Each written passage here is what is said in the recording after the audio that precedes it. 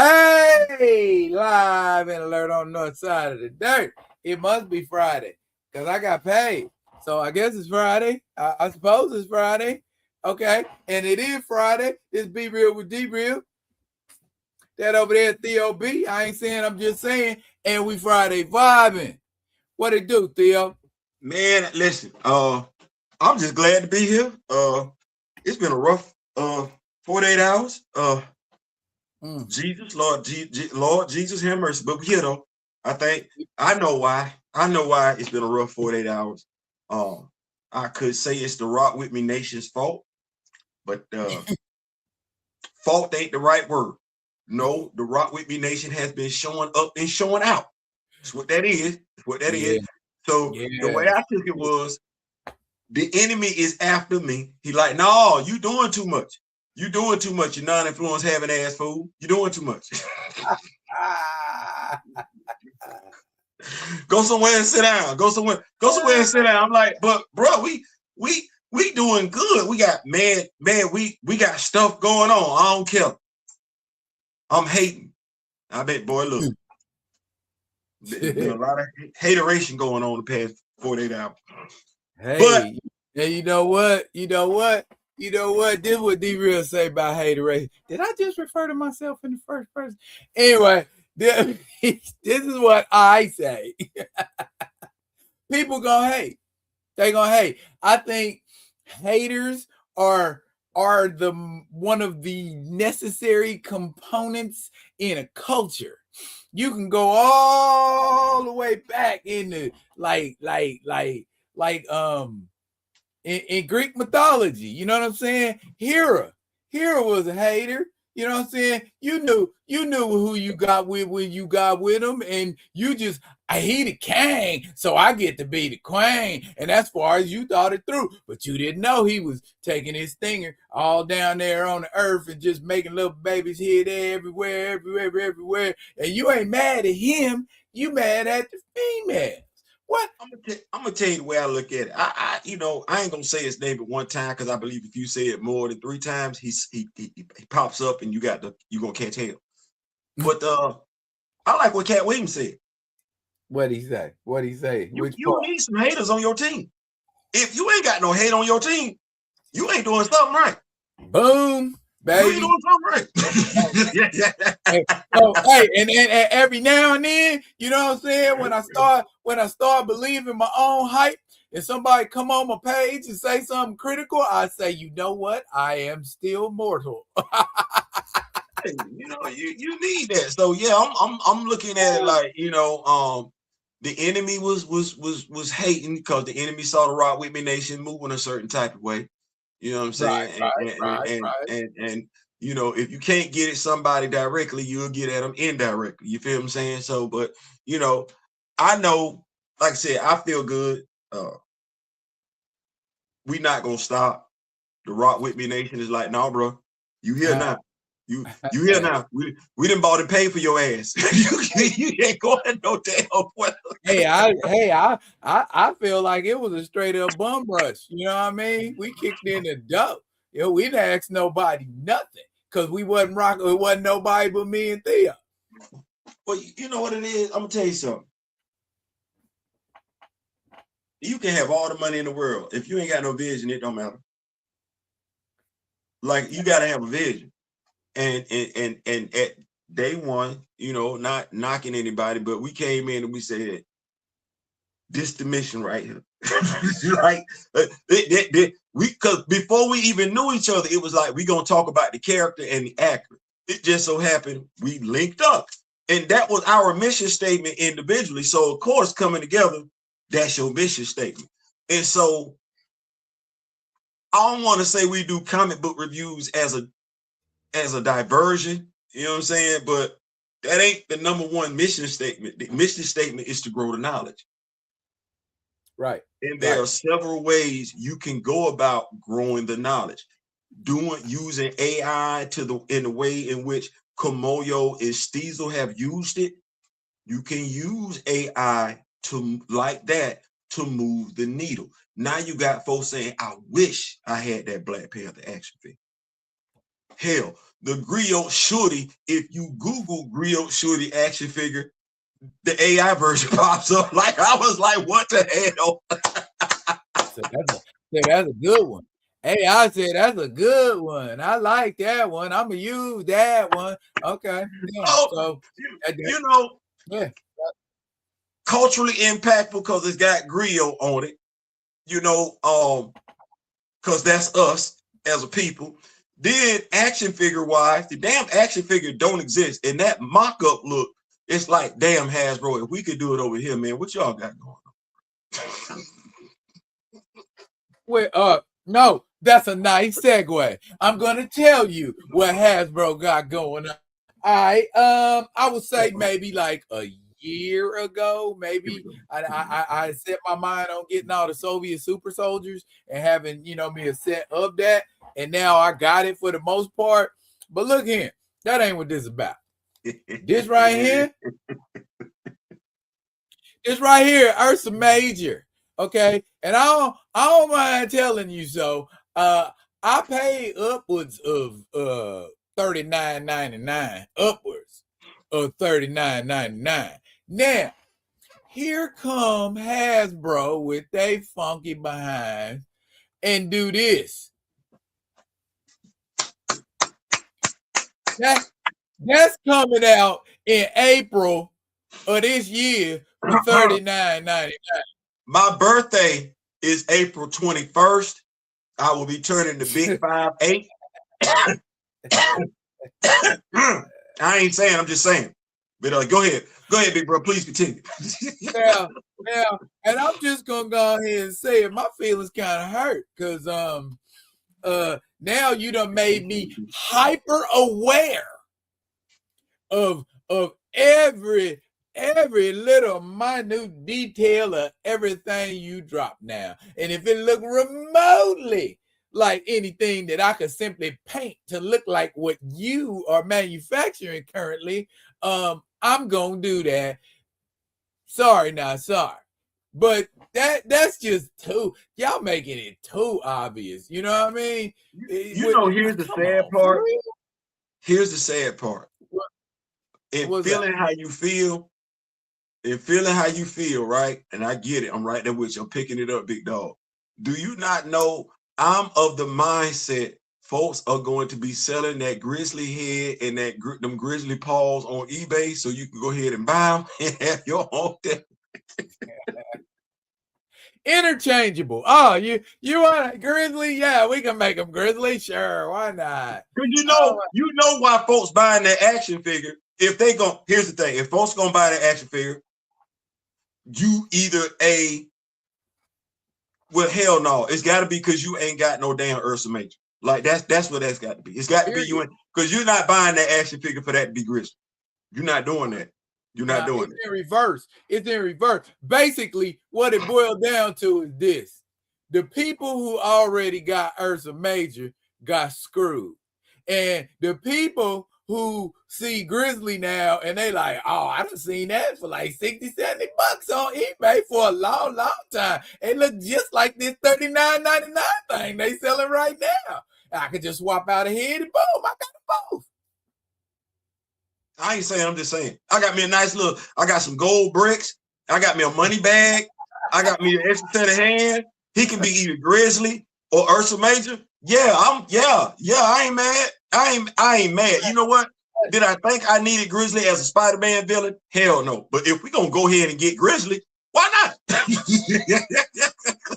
Yeah, and I was going to do a video about this, but and actually maybe I am doing a video about this. Wink, wink.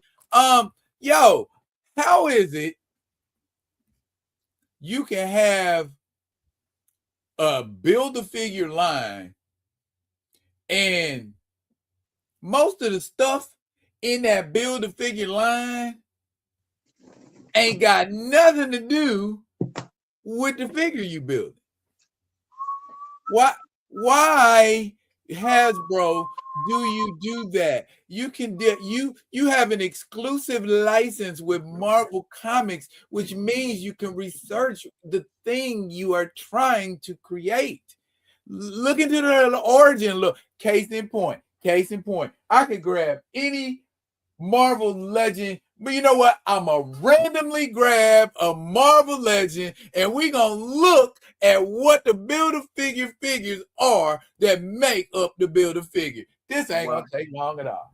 And while he's doing that, y'all, I'm just gonna go ahead and say we ain't gonna never get no sponsorship deal. Not like this. Bruh, here we go.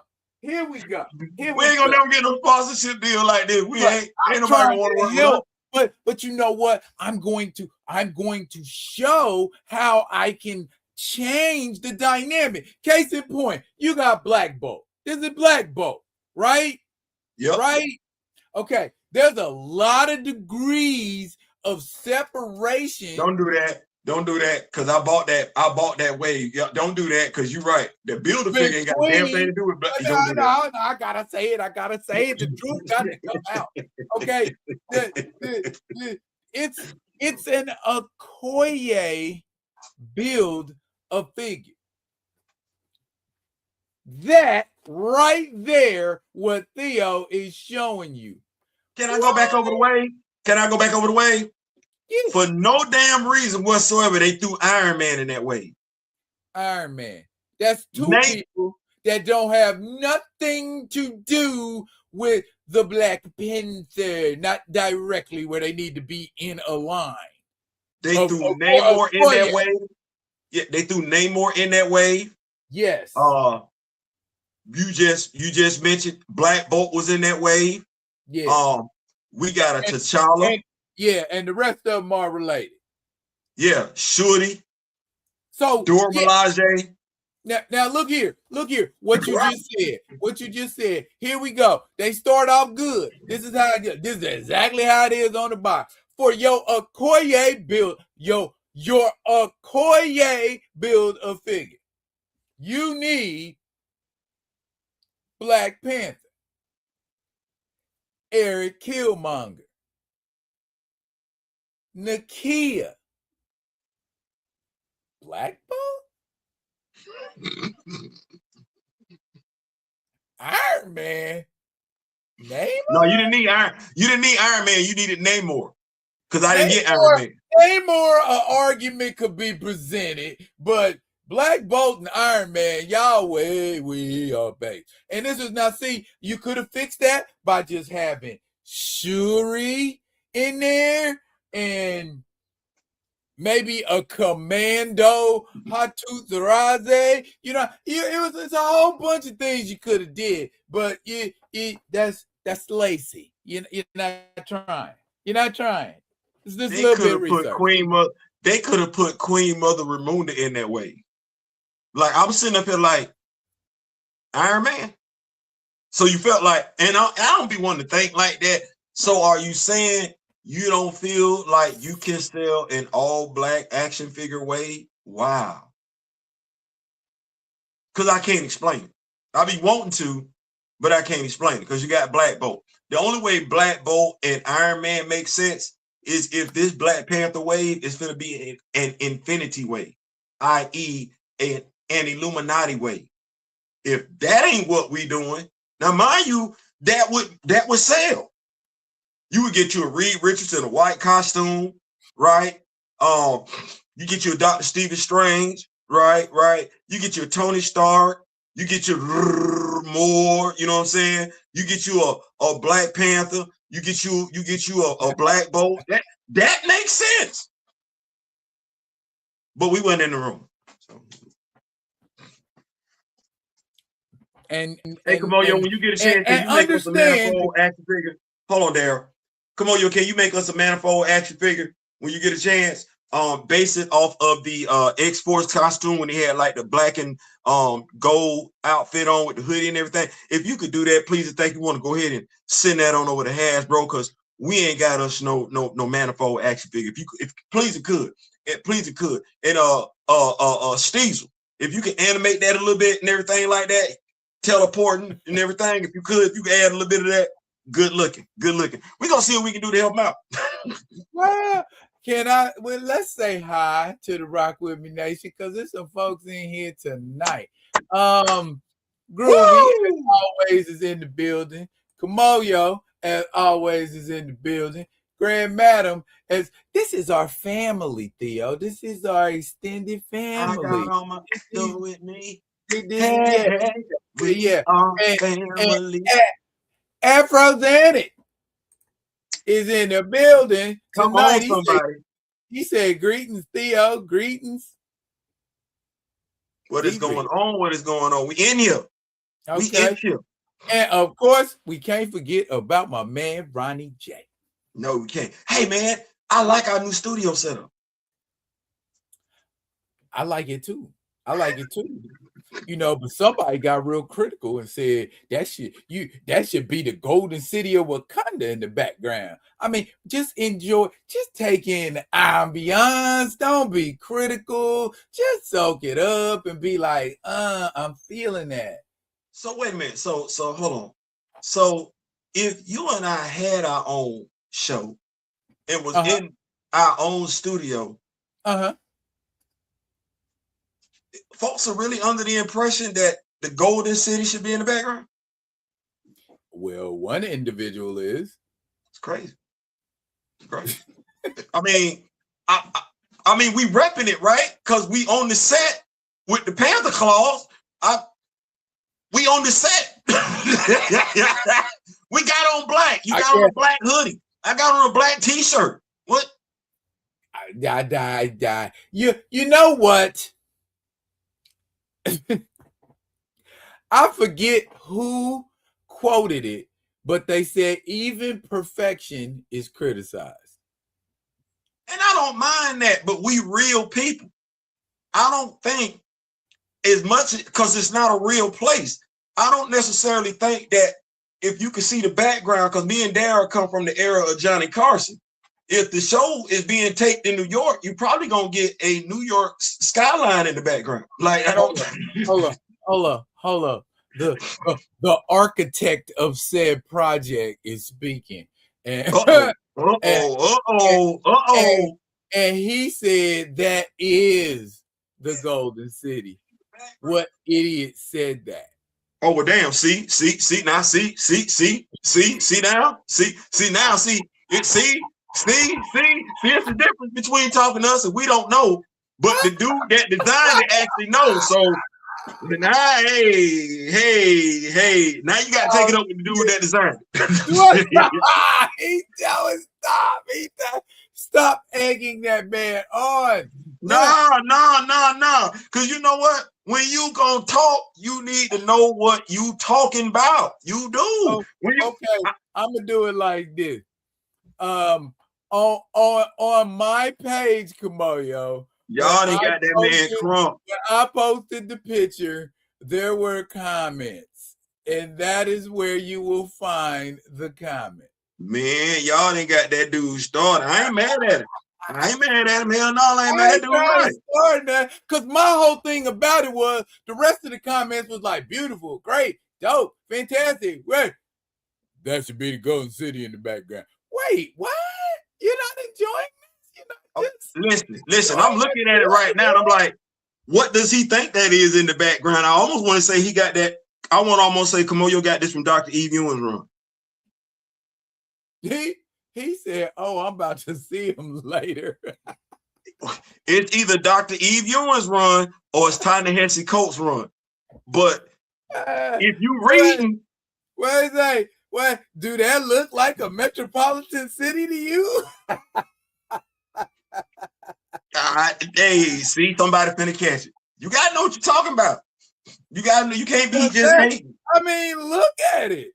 Does it look like a metropolitan city to you? Is my question. Because let me bust that down. What that look like? Seattle? What? Here's what I'm gonna say. Whether you know what city it is or isn't, before you make a comment saying what city it should be, you might want to make sure it's not the city you're referencing, and that person didn't do this, thus setting themselves up for the clapback. See, you don't do that. You don't do that. You gotta know what you're talking about first. And here's the thing. Here's the thing about opinions and critiques and all of that sort of thing. You don't know how somebody gonna take your critique of they shit. And when they clap back hard, you looking like, well, oh, I meant no offense, and oh, but then you should not have spoken. Erykah Badu said one of the realest things when she was getting ready to sing, "Oh, you better call Tyrone. I'm an artist. I'm sensitive about my shit. So watch what you say." It's true. I mean, I know a lot of times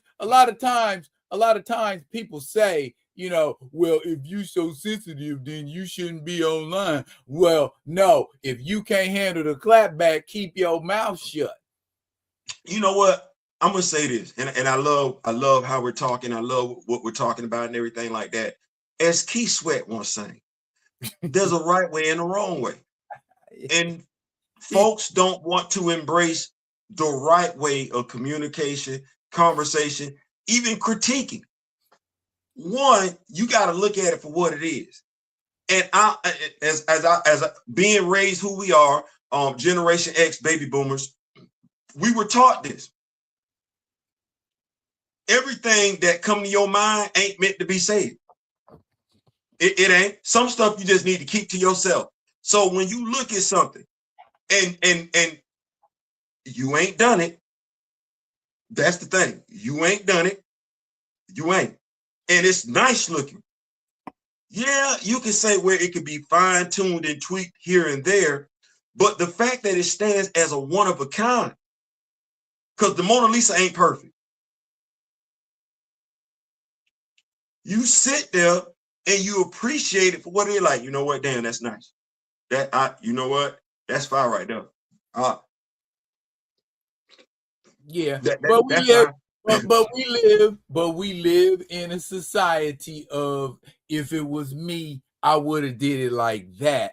And it, over time, I have gotten numb to that personally, because everybody got that. Everybody and their mama, well, if you would have put some blue boots on there instead of white boots, that would have really set it off. And it's like, okay, all right, well, you ain't doing it. Thank you for your opinion. Keep it pushing. And that's how you got to handle it. Otherwise, every motherfucker want to be getting cussed out. Here's what I'm looking at. If you're looking at the night, if you didn't went so far as to, well, I ain't even focusing on the two black dudes that's sitting at the at the table. I ain't focusing on the neon lighting in the front of the damn desk. I ain't there. Like, and you didn't skim past the fact both of them wearing black, both of them got on Panther chains. Like, if you didn't went past all that, and you like, man, at the very least y'all could have had Wakanda in the background. We can't satisfy you. But now to other folks, this where Jesus come into play. To other folks, they gonna look at that. Damn, I'm gonna rock with them. Let me tune in, see what they're gonna talk about. We can't get everybody. We can't. We can't. But the ones that's gonna like, oh, I like that, they gonna come in, they gonna tune in, they gonna stay in, and they gonna subscribe. And we gonna keep giving knowledge with some entertainment splashed on the side and everything. The person that wanna hate probably didn't tune in tonight. Yeah. They didn't miss some good stuff already. Hey, Grand Madam say, I got so frustrated over the 5-year taken to Texas when someone said, who cares? Let me see, I got some over the 5-year-old taken to Texas when someone said, who cares? I took up on the person and ended the chat calling him stupid. He was insulted. I stopped the chat. Yeah. Folks gonna be dumb. Folks gonna be deliberately dumb, and I think, and Grand Madam knows this. If you are on social media, you're doing this. There are people that go out of their way just to be stupid, above and beyond to be stupid. And I'm of the mindset, say stuff online, they would lack the sack to say straight to your face. Oh, you will wind up having to pull your fist out their throat. I already know that. I mean, most of the people that got sass like that are keyboard warriors. Otherwise, they wouldn't show their face, or No, you know what I'm saying? Because my thing is that's for kids. You know, you want to do kid shit. Go mess with kids. I'm a grown ass man over here. If we can't engage or debate or whatever in a mature way, I ain't got time for all that. You know what I'm saying? Don't get mad. Don't get mad when I dismiss you. That's all I say. Watch this. This is what I've learned. And it's funny because it's like it's real easy to tell. And I kind of messed around and got myself caught up in a little bit of a conflict because I came off the top rope. Buckmeister was, you know, had somebody in the headlock and it looked like he was, and I came off, I blind tagged him and hit the person with I was trying to, you know, not go there with the person. I'm trying to, but you have some folks, they just want to troll. They will tell you they the biggest Black Panther fan this, the biggest Shooty fan that, don't know, don't care, don't own a damn thing about either one of them damn characters. They ain't sharing no knowledge. And here's what you wind up doing that I've learned. You could be growing the knowledge of both Shooty and T'Challa, or you could be going back and forth with folks that don't care. Like that Griot Shooty action figure, the folks that don't give two damns about comic books, they not checking for that action figure. They not. They be like, man, I can't wait till the Black Panther movie come out. But the folks that know Shooty is in the comics, she's in the intergalactic, Black Panther intergalactic, they sitting up there like that. Oh man, I already got me some Shooty and everything like that. I wish this action figure was real. Hasbro, go ahead and drop this action figure. Those that want to will. Those that don't won't. Let them go about their business. Yeah, well, you got Grand Madam and Kamoyo all ready to go pull up. So you did that. all I said was what was said and how I felt about it. You know what I'm saying? They didn't know that I was gonna say it on the same night as the person who made it was sitting in here in the chat. I did. That was totally what's the word I'm looking for? That was spontaneous and extemporaneous. You know what I'm saying? I that just happened. You know what I mean? The dude finna get caught up in an intergender tag team match. He didn't even know he was in it. Hey, when you talk, you better be ready to explain it or back it up or something. That's all I don't put nothing out onto the airwaves that I ain't ready to back up or say I was wrong about if I was wrong about it. Okay, ain't life too short to be going back. I done seen people type novels in comments trying to argue back and forth. I'm like, man, you finna get carpal tunnel syndrome. It be one of them things where you got to get to a certain place. You got to get to a certain place. Well, when you know, you're not gonna go back and forth with somebody that don't know. You got to get to that place. You got to get to that place where it's like, I'm not gonna do that. Because go on over there with that. Take that back to the playground somewhere. You didn't put the work in. So the work, it's like I was telling Alicia, I said, I love what I do. I said, I don't know if it's a blessing or a curse. I said, but I got one time to read a comic book. It's committed to memory. I got one time. I said, God forbid I read it 2-3 times. Oh, it's locked in. I mean, doing these comic book reviews and everything like that. It's like, oh my God, it's locked in. And so when I know this is what I do, we know this is what we do. It's hard for me to justify even going back and forth with somebody. Your 9 to 5 is what is your police officer, you're a firefighter, you work for Medicaid. And I'm never going to go back and forth with what you do at your job. You just don't know that this is my job. That's all. You don't know. The dude snapped on he snapped on I think it was Gray or Steezel over there on Twitter. He was like, I don't think the GOAT would appreciate y'all using AI like this. Oh, And I'm thinking to myself, see, here's the thing. He doesn't know we talked to Reginald Hutton. He thinks we're him. Talking, just running your mouth, ain't don't know what don't, as my mama used to say, don't know your ass from a hole in the ground. Right. Now watch this. He also isn't an action figure collector, because he would know that there are already at least 2 action figures based on Reginald Hutton work that sit out there. I don't think he complained not one damn time. I don't think he'd be mad if we got some more action figures based on his work to go along with the 2 that we already got based on his work.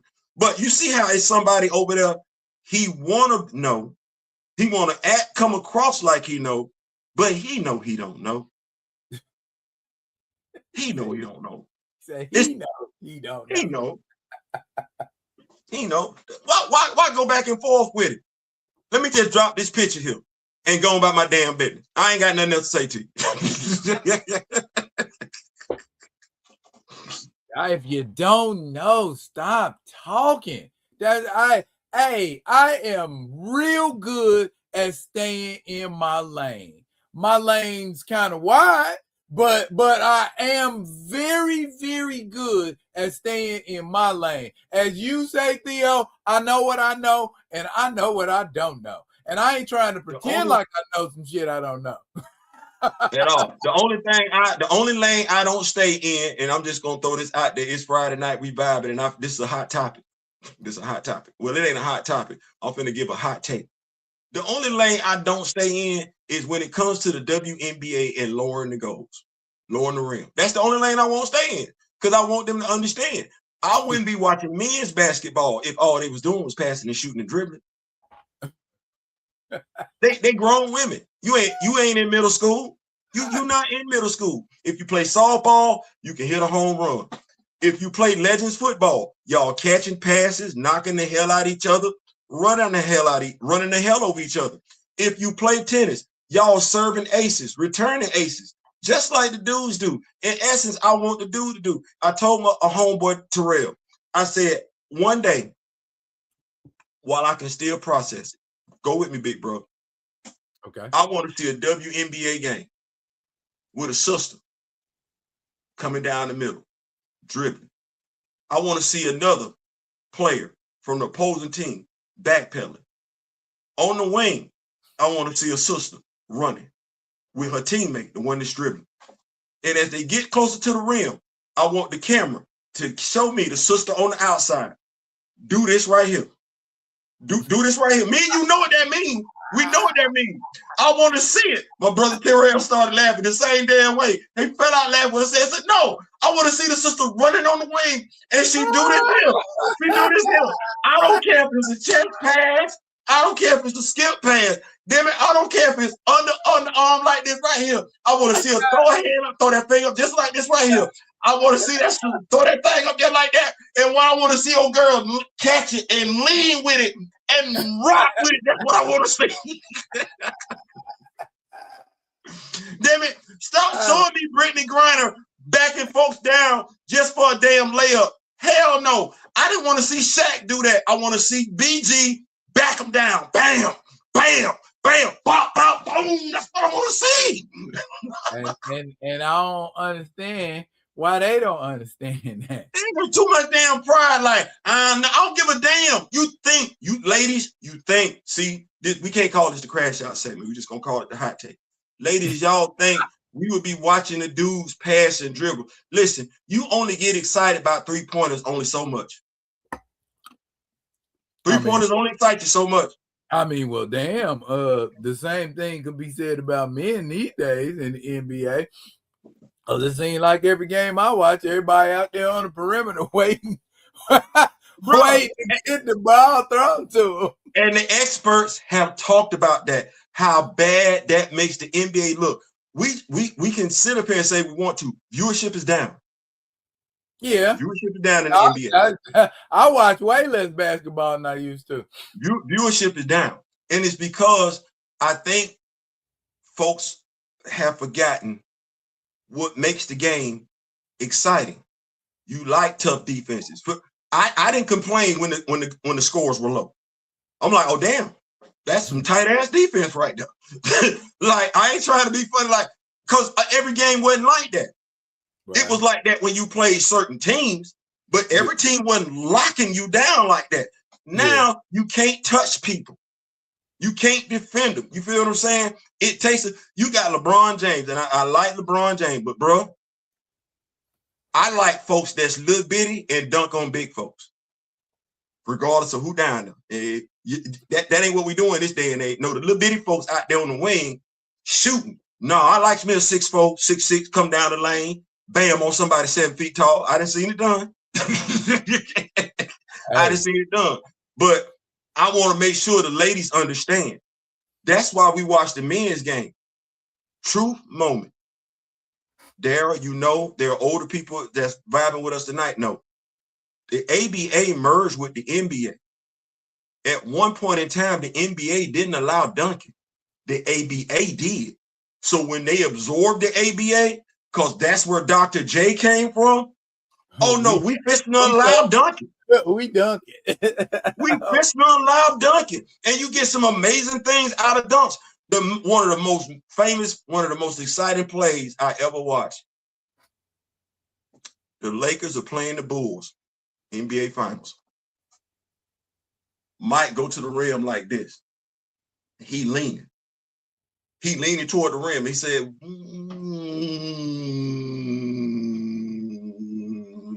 I'm like, do you know how much hang time you got to have to change your mind in midair? Yeah. Everybody not doing that. It's either you gonna lay it up, it's either you gonna dunk, or you gonna reverse lay it up. Everybody ain't got time to go up in the air and be like, I want no, I won't do that. I won't do that. I'm gonna go ahead and lay it up. That's what you looking at a young lady being able to do if they lower the rim. At some point in time, I can envision a young lady replicating that move. We just need to give them an opportunity. That's all. But they gotta want it first, though. They gotta want it first. Yeah. Well, I feel like maybe they need to go to the lab and up their game. if it's missing one component. Well, you know, we dunk. No, you don't. No, you don't. When y'all don't like me. Right. You see what I just said? You see I did that? You see I did that? No, you don't. You know, and when you do dunk, you don't like me. It ain't exciting. It look like you barely make it. No, nobody want to see that, man. You know, no, we want to. What we got? Like maybe 3-4 y'all in the WNBA that can dunk. No, it need to be like 3-4 y'all on the same damn team that can dunk. Yeah, y'all need to see some of that lights out ball. Man. But hey, it is what it is, good sir. It is. Gray is in the building. What's going on, Gray? The animator. Hey. Boy, the super producer. My bad. Steezel is the animator. But yeah, Gray in there doing the damn thing too. Everybody, boy, look here. This is a fan base. See, that's the definition of a fan base. Kamayo said WNBA players need to train against high school boys to sharpen their game up. I'm not gonna touch that. Right. Oh, it's gonna make them or break them because I'm gonna leave that one alone. I'm gonna leave that one alone because I go back 40 years and say, man, our high school basketball team was like second in the state.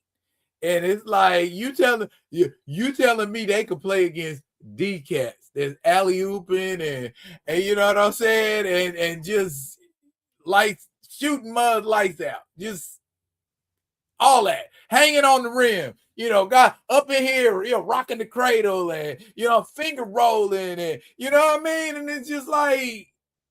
You ready to laugh? Pick up basketball. Pick up basketball. I can't shoot. I'm telling you right now, I can't shoot. Brick City. Okay. Brick City, man. Got it. But now, I'm known for playing some nice little defense, but you know, that ain't enough to get you picked up and pick up basketball. That ain't enough. Well, we playing pick up basketball 5-on-5. I'm one of the last people picked because I can't shoot. Okay. Got a nasty crossover though. Nasty crossover. But can't shoot. So I don't care. I've been working on it for a minute. Just the shot just went away. Never came back. The team that we playing against, they got a young lady on their team. And when we get assignments and everything, she look at me and she say, I got him. She had you too. She was, I'm 5'8.5". Oh, she was 5'2". She was 5'2". Okay, she must have shot your lights out. Let me finish this story because I wish I would get. No, hell no. I say I play tenacious defense. Didn't know what I say? Okay, but something had to spark that defense. Well, I'm gonna tell you what it was. Once she got some nice handles. She got some nice handles. Like she faster than something. She fast, right? Okay. And so she was working my laterals. Like I had to get my DB moves back up and everything like that. And so she pulled up from beyond the arc. She 5'2". She 5'2". So you know where we come from. If you pulling up from beyond the arc, we sit up there and say, "You got to show me."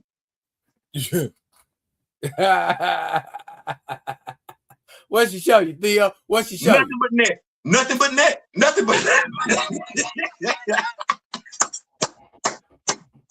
Balling on your ass. Listen. Now you got the fellas on my team. Come on, Theo. Come on, man. What you doing? Are you gonna let her do you like that, bro? Okay, all right, cool. Because I can't shoot. So she already 2 points up on me because you get 2 for shooting 3. Pickup ball. I can't shoot. Okay. Can't let this go down. We come back down the court. They pass her the ball again. I said, oh, I look sweet out here, don't I? Golly. First, y'all don't pick me. Then she say, oh, I got him. Oh, hell no. They say they feeling some kind of way about you. Daryl. She got the ball again. I stepped back like I was finna give her room. When she jacked that thing up, I slapped the shit out that damn ball. let me go down here and go get this easy bucket and cherry pick their ass for the rest of the damn game. Now, we saying all of this to say she was a better basketball player than me all across the board. She played for a junior college here. I know who she is. She's nice with it. There's a physicality difference that cannot be overcome. That's no different than if we're talking about basketball. It's no different than if we're talking about boxing, which is why I wish Clarissa Shields would stop.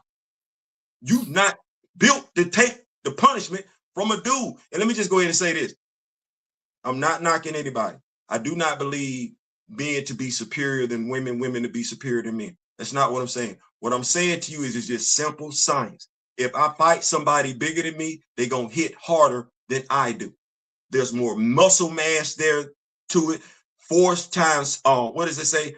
Force times mass equals, mass times acceleration equals force. We saw what happened when old boy hit Jake Paul. Go to sleep. Your stuff broke. You're not prepared to sit up there and go toe-to-toe with no dude that's like, bump the tactics. I'm just finna punish you. I'm hitting to destroy. Dudes that's trying to be physical in a basketball game, a dude that's 6'10", 250, 260 is going to back down a 6'5" center that don't weigh but like maybe 150 pounds. He going to back her down. She ain't going to have no choice. So I love lady sports because I'm not finna act like that. In Legends football, they be hitting the hell out of each other. You ain't never seen it, bro. I done seen the quarterback turn around like this, get the ball and hand it off, and I done seen a sister come through that hole looking like Christian Okoye. So it's not to say that. It's to say that all things being equal, we should lower the rim in ladies basketball. That's it. All things being equal, lower the rim. Lower the rim. That's it. Okay. And put elbow checking back in the league. Oh, ooh, that's good. Put that back in there. The Rock With Me Nation, Mm-hmm. specifically folks like Gray and Kamoyo, who are in here tonight. Right. Well, Kamoyo specifically, it is largely because of him. This next section of the show is made possible. So I'm giving him his kudos and shouts out in advance. Now, I had a thought process. I was thinking about amalgams. Y'all remember Amalgam? You know, the Marvel DC event that combined a Marvel character and a DC character into one character. Well, that's what I did.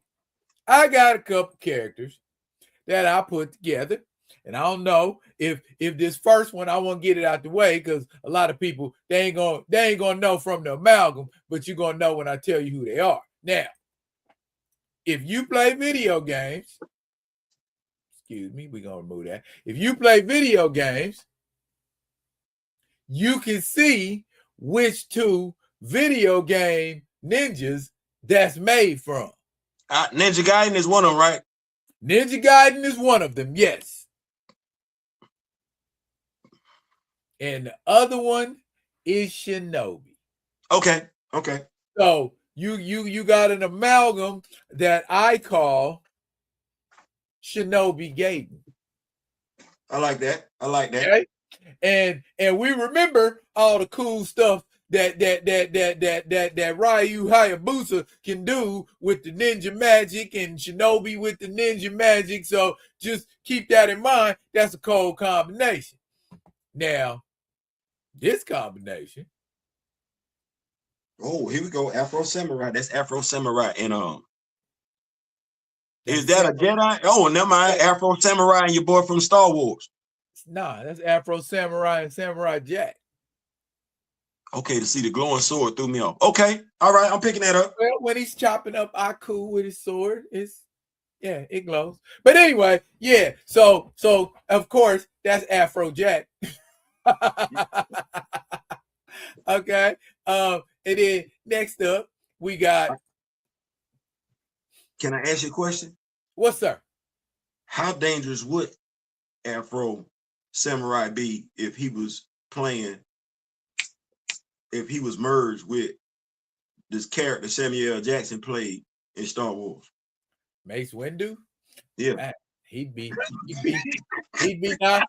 nigh unstoppable.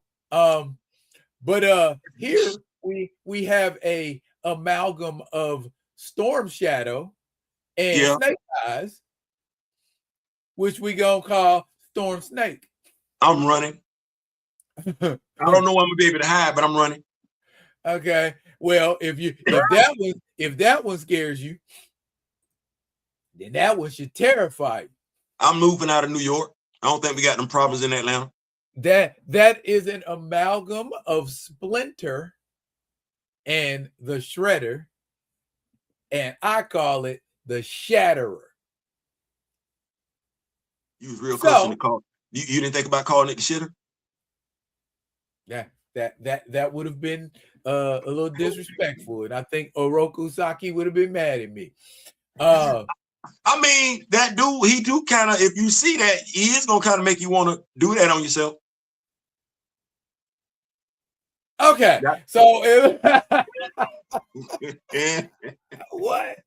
what would happen in a 4-way fight? Oh man. Oh man, that's nice right there. I got it coming down to the two on your on your right. Afro and Splinter, Shrinter. Shatter, yeah. The Afro and Shatter. So we ain't giving Shinobi Gaiden no kind of credit. I mean, I just didn't see what the other two. There is the magic factor. I like it, but them other two, I mean, I can't even say them other two not playing with some type of magic, but they just go on a whole nother level. And I didn't see them take on folks that maybe have a little bit of magic. They don't care. I could be wrong though. I could be wrong. Could absolutely be wrong. Okay. In my mind, I don't know how accurate it would be. I feel like it will come down to Shinobi Gaiden and Afrojack. Might be I just ain't played Shinobi. That game was lit though. That video game was lit. Bruh, as long as you got to the save point, you was good. But you had to get to the save point was the trick. That was a time back then, man. Being able to go to the arcade, dimly lit, throw you some money in there, get you a fistful of tokens and everything like that. Just play. Just play. Yeah. And they were open till like midnight. So yeah, man, they would happily take your quarters into the wee hours. Into the wee hours of the morning, man. It was fun. It was fun, man. And it's almost like, I hate to say it. You were talking last week about the moments and everything, and really you just want to relive the experience, the emotions that came over you. Yeah. Man, that arcade days, man, that's something we'll never get that back. Arcade, neon colors and everything like that, Miami Vice, we're not gonna get that. What was your arcade game? What was you good at? So I can't. Dig Dug might have been it. Dig Dug was the only game you was good at? Well, the reason for that was because, shout out to my homeboy Edwin Mendez, Jose Arroyo, JHS 120, Bronx, New York, and everything like that. We used to go down to like the little deli, and Jose and Edwin were always like real nice on the sticks. We talking Pac-Man, Miss Pac-Man, Asteroids. Look, so we started forming teams. I know y'all familiar. You familiar with the game, with the Asteroid Deluxe game? And so somebody was piloting, and somebody was responsible for the shield and shoot. So we would be down there busting. Like Edwin would be driving. He driving and he shooting. I just got shield. Hey, stop. So it was kind of like a tag team thing. You feel what I'm saying? But like Dig Dug, oh my God, Dig Dug. Mom had passed away, so I didn't move to Camilla, Georgia. There's an arcade system in the middle of Camilla. They got Dig Dug right there. And mind you, I have Dig Dug on my Konami Mario Super thing, whatever, that I can play on my PlayStation 2. Because I love Dig Dug. Like that's Gallagher, Joust. You know what I'm saying? It's like Centipede. Now you're talking. Now you feel what I'm saying? Space Invaders. You feel what I'm saying? Like Gallagher is always. Yeah, Dig Dug was the game that I could, because wasn't nobody really effing with Dig Dug. That's what it was. Wasn't nobody standing in line to play Dig Dug. So I could go there, play it. Okay, well, play it again. Absolutely love that game, man. So yeah, it was Dig Dug for me, just because there was always a long line for the Pac-Man, Miss Pac-Man, Asteroid stuff and everything. True. What was yours?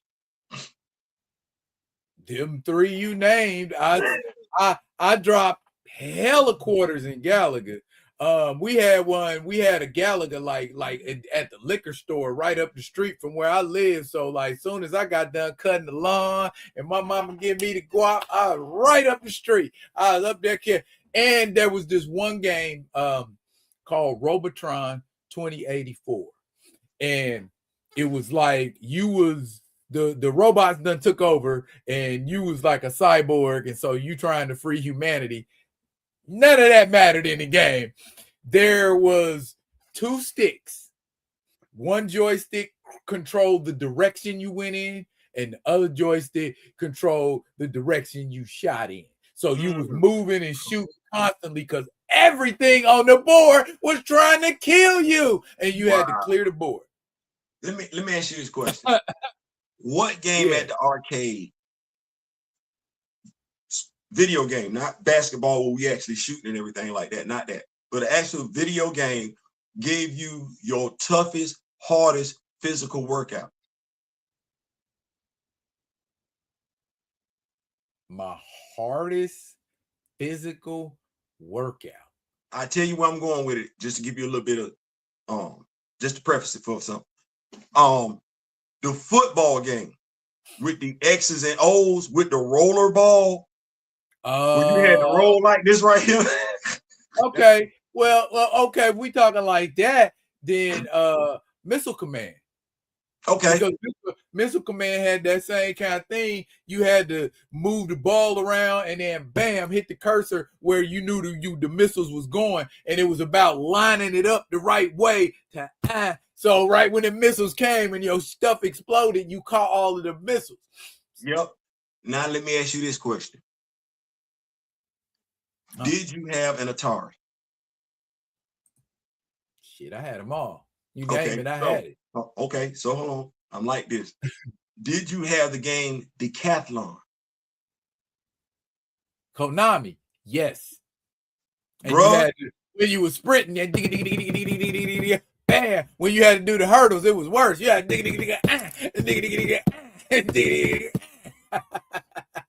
So shout out to my late homeboy Nick Thomas, Ben Thomas, Chris Jackson, shout out late great Anthony Lumpkin and everything like that. We would be over my grandmother's house. This is where I'm staying at in Camilla, Georgia. Now, Darren will tell you, if you don't know anything about these games and everything, we didn't went way, way back. We talk about Atari. Like, that's crazy. The thing about Decathlon was, even though you had 2 joysticks, up to 4 or 5 people could be playing. And you had to wait till somebody finished their dadgum turn. Bruh, that damn 4x100, bro, we had blisters on our hands.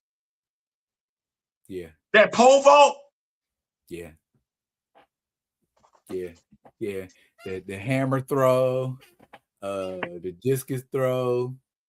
Yeah, that was that game. And like they had it on other game systems too, and it was called track and field. Same concept. Yeah. What was the hurdles? Bro, I don't know how many times Your timing off, boy. That mother he'll fall. It made me think about the Atari video game where you had to do that, supposed to be swinging over the gators and everything like that. And you be like, hold on. Pitfall. Yeah, pitfall. Yeah. Man. Jumping over scorpions. Yeah. Frogger. Yeah. Oh my God. It was. Yeah, it was a simpler time, man. It was a simpler time. It was. You did, because you know what it is, man.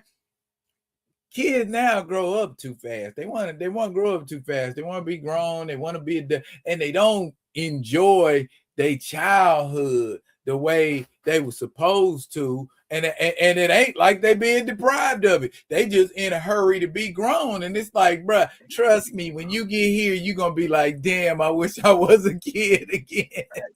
They might want to take it from their parent, like, you see how I'm slowly going back, appreciate my childhood. You know why I'm doing that? Because I ain't get enough of it. And ready? Generation X, baby boomers, really didn't get enough of their childhood. We came out the womb grown. We ain't had no choice. Came out the womb with grown-up adult responsibility. So you mean to tell me I got to cook for myself, I got to clean for myself, I got to dress myself, and I got to teach myself the schoolwork too? Okay.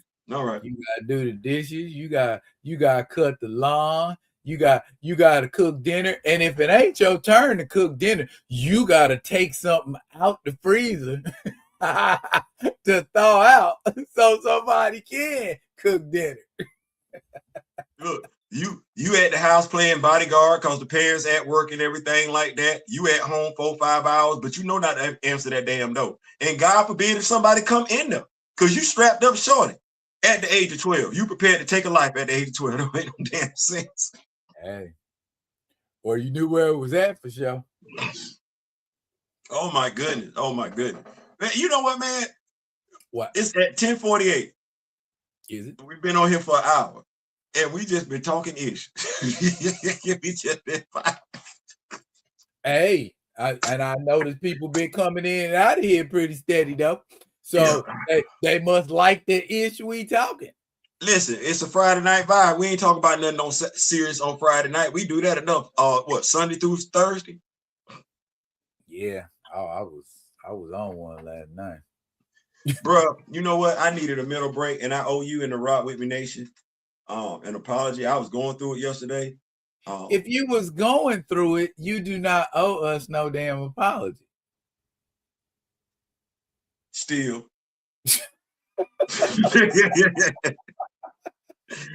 Still, because I mean, I checked out early. I like, David, I'm gonna make myself go. I went to sleep at 8 o'clock. Ain't nothing wrong with that, bro.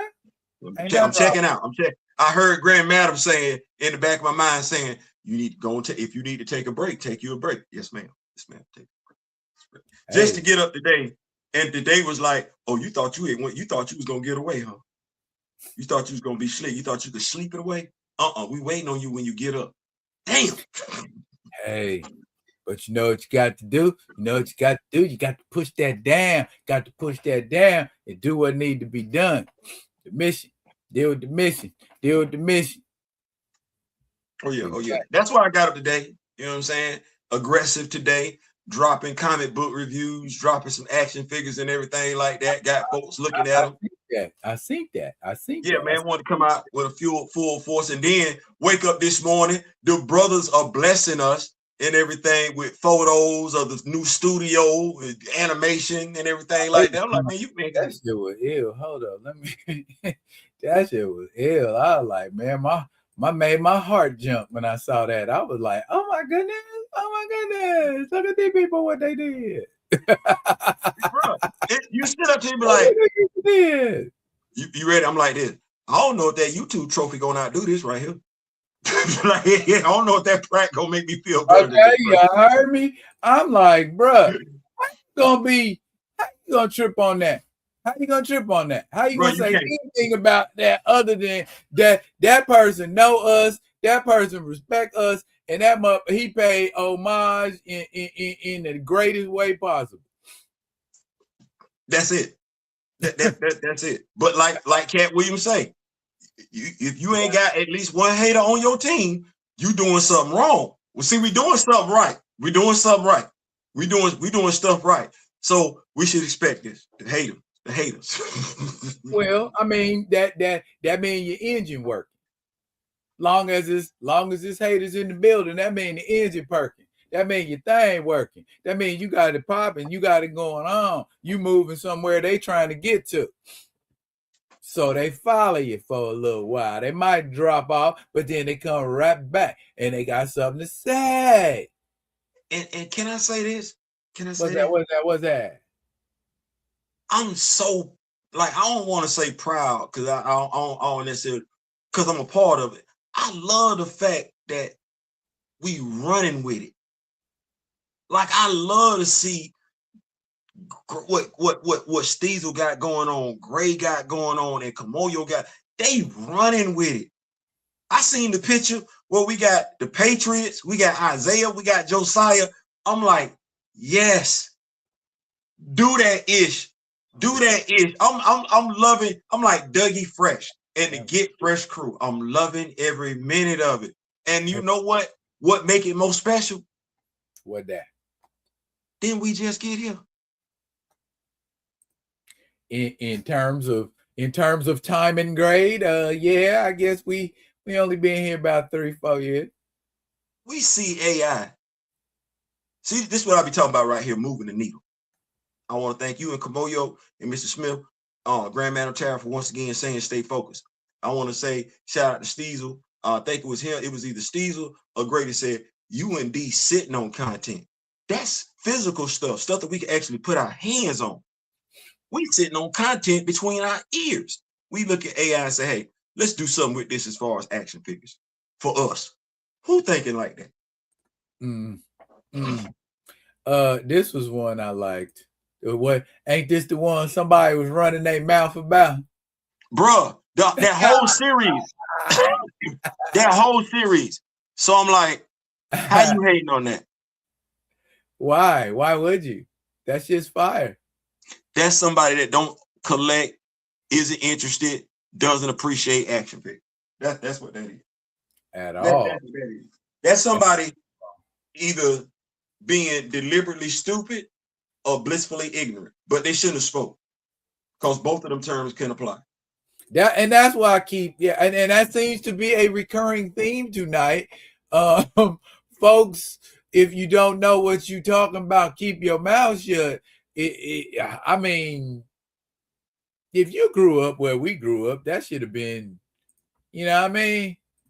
That should have been old hat. You know, you should know that. Shouldn't nobody have to tell that to you. You know what I'm saying? But, you know, you always got people that's going to be critical. Well, watch this. Always. We know social media is what social media is, but the problem with social media, or some of the folks that's on social media, is they operate with limited knowledge, and they think their limited knowledge is it, even though there's evidence to say contrary. So you would have somebody make a derogatory comment about a Black Panther comic book fan. You feel what I'm saying? They'll make that derogatory comment about that Black Panther comic book fan because they are operating off limited information as a Black Panther MCU fan. This person tonight, like I said, that's a person who doesn't collect action figures.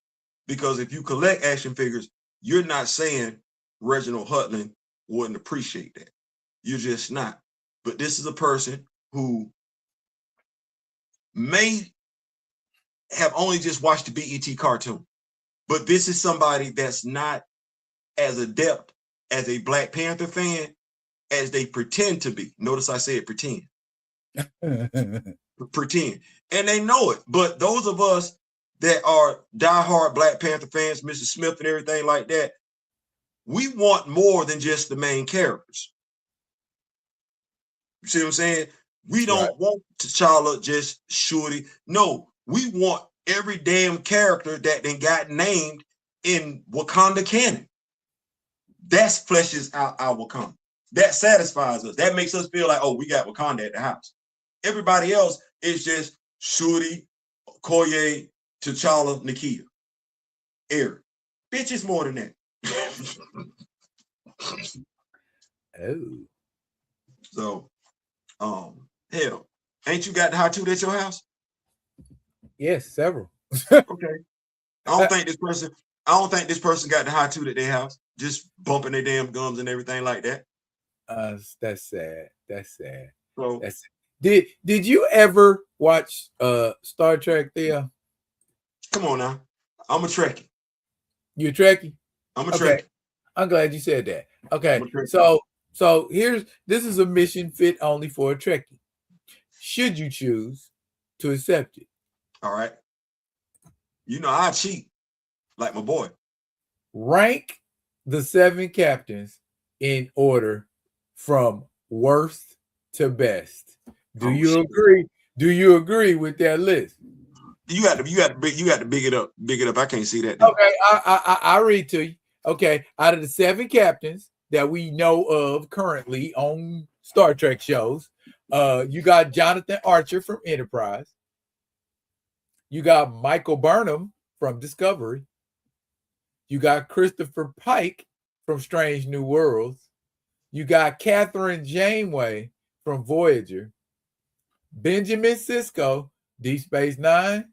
James T. Kirk, TOS. And Jean-Luc Picard, Next Generation. Okay, so start. Hold on, this is my daughter.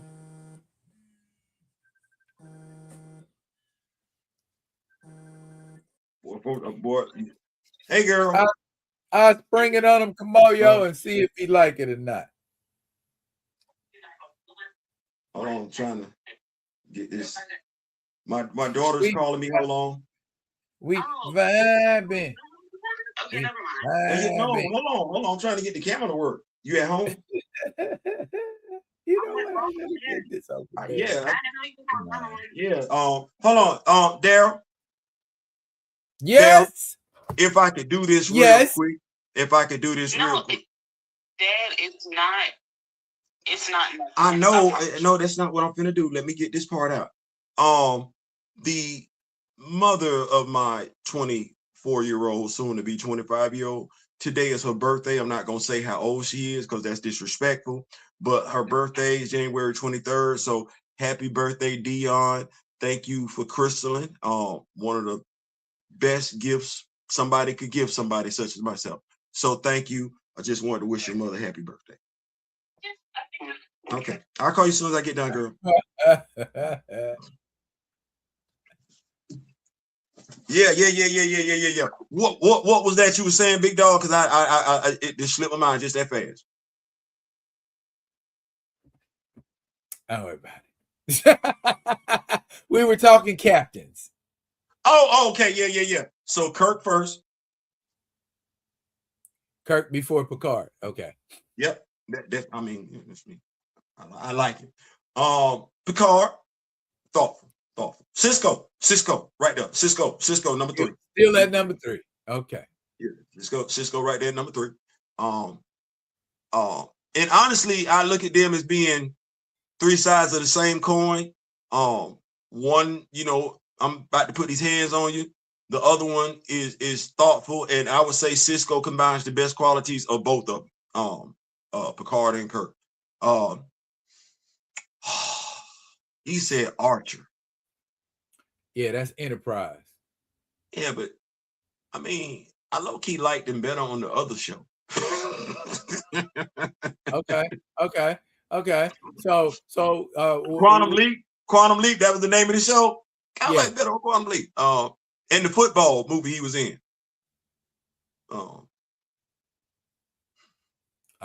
Necessary Roughness? Necessary Roughness was nice. Okay. Back to the captains though. Archer. Wow. No, Archer. I'm just saying. No, I'm thinking. Archer. I got Pike. Yep. Who else I got? Janeway and Burnham. See, what show was Burnham on? That is Star Trek Discovery. That's the one with Michelle Yeoh in it.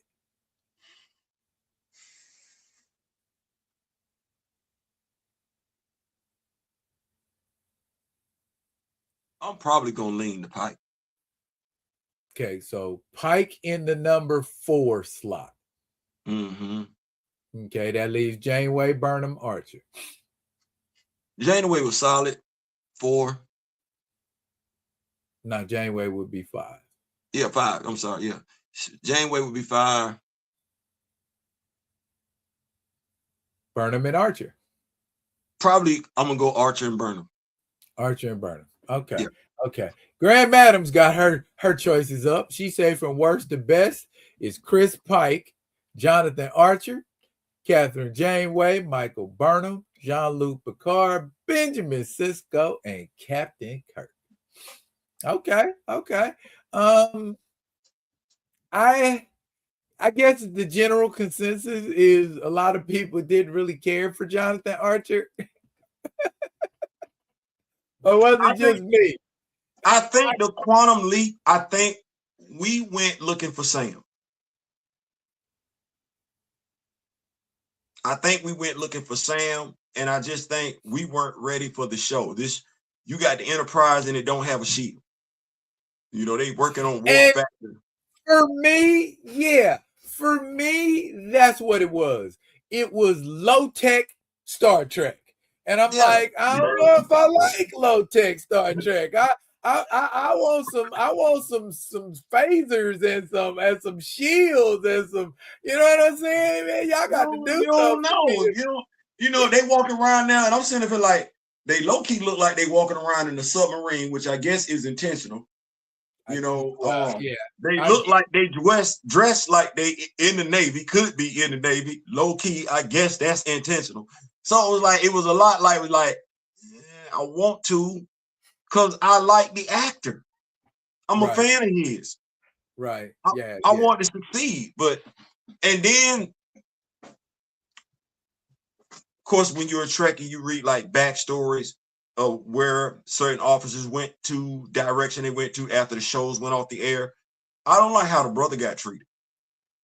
after he left. Like after that show went off the air, his story ain't what it should be. But then again, that's not uncommon. But just Grand Madam say Jonathan Archer was too cerebral. I was looking for another William Shatner. And maybe that's why, I mean, maybe that too. He wasn't ballsy. He didn't take chances. He didn't break rules. So it's kind of like, I don't like him. Security officer was the one that was about that life. His security officer, or was it the engineer officer? I think he might have been the engineer officer that was the one that was about that life. Like the engineering officer, I think. Yeah, he was the one that wanted all the smoke and everything like that. And you looking at Archer and you like, bro, I done seen you on Quantum Leap. I done seen you on Necessary Roughness. You ain't putting no hands on nobody, dog. Come on, bro. Grand Madam say Starfleet Academy is fun though. The cartoon? No. They got another Star Trek show. You know what? I saw something and I was like, because I saw something in the thumbnail and I was like, no, stop lying. It was a picture of a Klingon. I wasn't ready. It's another show, dog. And this show takes place in the universe of Star Trek Discovery. So I just want to make sure. So I mean, I ain't saying, I'm just saying, like, I'm just saying, I know the Klingon race, and I ain't trying to inject myself into that's a warrior race. Everybody is putting hands on folks, the women deleting folks, the men deleting folks. I'm sorry. I know what we got going here on Earth, and I'm fine. I'm perfectly fine with what we got going on right here. I don't think that's what that is. And folks gonna be like, you being sexist. No, I'm not. I'm just, do you know what I'm talking about? Am I talking about it by myself? Yeah, you talking about it by yourself. Okay, so I saw a picture of a Klingon. It was a cross-dressed Klingon. It was a Klingon with eyelashes, the little thing on the forehead, with a beard. When was this? I was just. What are you? What? So if that ain't it, so I'm hoping that was just a thumbnail. Because I ain't seen none of it. It's a lot of AI out here, man, and mugs are doing everything. I'm hoping, but what I saw, I was like, Lord have mercy. You believe half of what you see and less of what you hear. So now that we didn't got that out the way, because see, my brother derailed and brought me back. See, that's what I be looking for. It don't take clarity. It don't take all that. My brother just said, Theo, that ain't no real Klingon. So what's going on with the show? See, big dog, we ain't even got to go no more. What's going on with the show, big dog? Talk to me. Okay. Folks are still on the captain thing. Anansi, hello and welcome, sir. Glad you could make it tonight. He said worst and best for him is Pike, Archer, Picard. Shame on you. Janeway, Burnham, Cisco, Kirk. Man, you can't do that to Jean-Luc. You cannot do that. You put him in fourth? That's his list, man. Man, okay, you're right. You are right. I have to respect that man's list. But damn, okay. All right. Oh, you talking about the new number one on Starfleet Academy? I guess so. I guess so. I didn't know. She wasn't a Klingon. She was a Jim Hadar. What the hell is a Jim? Did you never watch they were on New Generation or Next Generation, and I think they had Jim Hadar on Deep Space Nine too. They kind of look reptilian. I mean, but damn, don't everything look reptilian? Oh no, I ain't talking about Jim Hadar, because Jim Hadar ain't got no beard. This person had a beard. Okay, all right, well, but we know Klingons don't cross dress. Yeah, not at all. I would think not, but yeah. Like I said, when you told me CGI, I had moved on. I'm back. I ain't even going down. Okay. And Kamoyo is putting his list in. He said Pike, Archer. See, notice how Archer Notice how Archer's in the back of everybody's shit. I don't get it. Anyway, Pike, Archer, Burnham, Janeway, Kirk, Cisco, Picard. Okay, my list is kind of similar to his, except Kirk is 1 and Burnham is behind Cisco. So mine goes Kirk, Picard, Cisco, Burnham, Janeway, Pike, Archer. Archer's in the back of everybody's shit. Oh, Anansi said Picard was too stiff to me. Okay, I get it. And Cisco wasn't. I mean, he wasn't stiff, but he was more of a tactician than jumping out there karate chopping and sexing up all the aliens. I be like, let the brother go, man. Let the brother put some work in, bro. Let the brother do work. Let the brother do work. I mean, he'll talk. You know what I'm saying? He'll get that rumble in his voice and everybody gets jumping around. Oh my goodness! Oh my goodness! Darren, how you got the man from Hulk and you ain't got him doing the man from Hulk stuff? All type stuff. I mean, Like, it's evolution, man. You got to challenge yourself as an act. You got to challenge yourself. You know what I'm saying? They gotta know we wanted to see him do that at least one time. They gotta know. They gotta know. And I'm apologizing. I just looked at Captain Burnham and everything like that, sister and everything like that. I just think she need more time in grade, more time in service. I just think she need more seasons. If nothing else, I think they ended the series. Oh, because she didn't start out as captain. No, she didn't. She started out as Michelle Yeoh's number 1. Yeah. So I like her as a captain. Let me just say that I like her as a captain, but I just think you can only do what the writers give you the opportunity to work with. Like, you can only work with what the writers give you. And I just think when you know what stories have been told for Captain Kirk, and you know what stories have been told for Jean-Luc Picard, if you consider yourself a Trekkie and a historian, it shouldn't be that difficult to elevate other captains. Yeah, they got to have their own story to tell, but the challenges that they face, the obstacles they overcome are going to be what cements them as legendary captains. Well, I tell you about Michael Burnham. To me, she and I'm saying loosely, to me, Michael Burnham struck me as like a soul sister version of Captain Kirk, because she was out there fighting stuff. She was out there on the front line, and every season she had her a different boy toy. Tell me I'm lying. I can feel it when you walk. Okay. That's how Michael Burnham got down. Because I was like, first she had the Indian dude, and then she had her a brother, and then she had another guy. I think it was a cat in between them two. And I'm just like, damn, Michael Burnham. But I can't hate. Captain Kirk was way worse. that be the thing right there. You got to keep that same energy. Be like, hey, go and do your thing. Like, at least I'm only 1 for the whole season. You know what I'm saying? Captain Kirk got 3-4 episodes. You know what I mean? So yeah. I ain't mad at a big dog, but no, you know what? It was revitalizing to see her in Starfleet. See her. I don't feel like she was typecasted at all. I felt like the writers did everything they could. You know what I'm saying? Like I said, just more time. She was well written. She was well written. I would say she's very well written. What would help elevate her status, and I don't believe they would do it,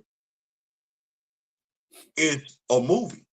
Because Kirk and Picard got movies. Janeway don't. Archer yeah, don't. but we like Janeway, but she up there. But I'm saying, like, if we want to elevate any captain to Kirk and Picard's status. They need that. They got to get that. So Janeway, she would need that too. Like, you got to put, but of course the actress is older now, but you would have to give them those legendary battles to face and overcome on the big screen. Because Ricardo Montalban, I want to say to a degree, the character of James T. Kirk owes that character a lot of credit.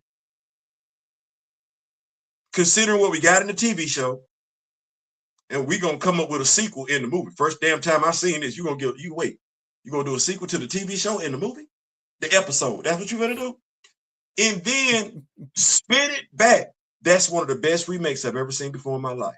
Journey in the Darkness. 2 and 6 are my favorite of the original Star Trek movie series. From the Wrath of Khan and the New Country.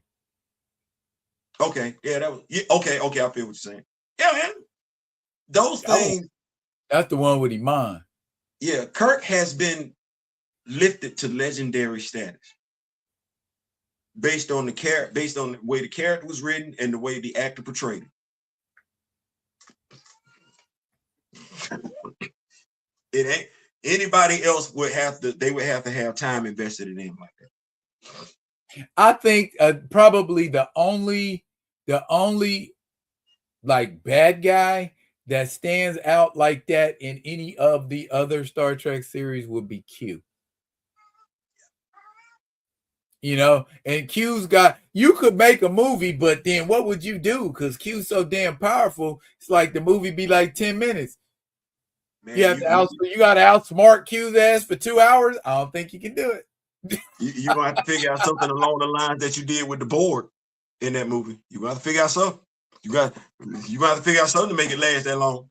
So, well, the Borg that lasted because they was whooping everybody ass, and then you had a sub story. Yeah, that's what I'm saying. You would have to figure out something with Q. The Zeph from Cochrane thing going on. So, yeah, I guess you could. Yeah. Look here, bro. What you got going on this weekend? Me? I am going to be editing the second video that Wifey and I have did together. It's called the Justice League Love Triangle. I'll wait for it. I don't even want to guess. I'm gonna wait. Boy, you gonna be thrilled to pieces about this one. I'm gonna wait. I'm gonna wait. And I know Mr. Smith he ready for me to finish up that Avengers versus Defenders. Man, you're killing it with that, man. So you're killing it with that. I'm a wrap that this weekend. And I'm gonna do like a little something on Black Panther 24. Okay. And I can tell you right now, I'm not happy. Okay, you know what? I'm not happy. Hold on. What time is it? It's 11:17. I think we got 13 minutes to take this thing on out, and I'm finished to be super duper damn petty. Okay, all right. Talk to me. Okay. First, that ending. What the actual fuck?